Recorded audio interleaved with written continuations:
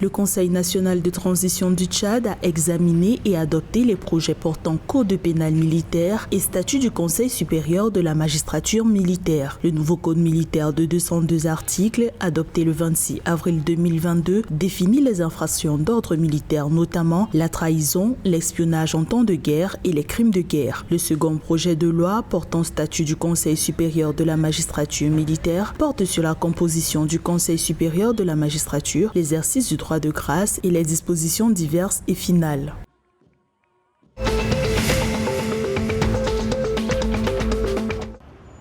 La République démocratique du Congo veut doubler sa production actuelle de pétrole qui s'élève à 25 000 barils par jour. Le 27 avril 2022, des médias congolais ont révélé que le ministre des Hydrocarbures, Didier Boudimbu, est allé s'inspirer du modèle équato-guinéen dans le domaine lors d'une visite de travail à Malabo, capitale de la Guinée équatoriale. La RDC veut améliorer l'attractivité de son secteur pétrolier alors que le gouvernement prévoit de lancer l'exploitation de nouveaux sites pétroliers.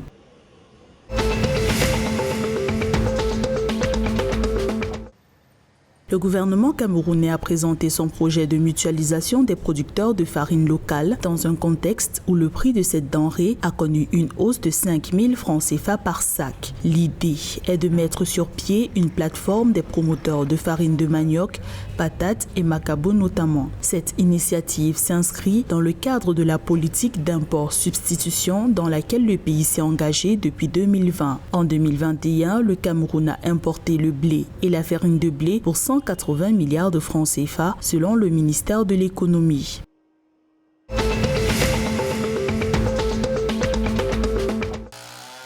L'exploitation illégale du bois fait perdre 300 millions de dollars par an à l'État gabonais. Ces chiffres officiels ont été rendus publics dans le cadre de la signature d'un accord sur la lutte contre la criminalité, sur les ressources naturelles, contre l'exploitation forestière illégale et la corruption associée avec les États-Unis. Au Gabon, l'exploitation du bois est la deuxième source de richesse du pays avec une contribution au PIB estimée à environ 6%.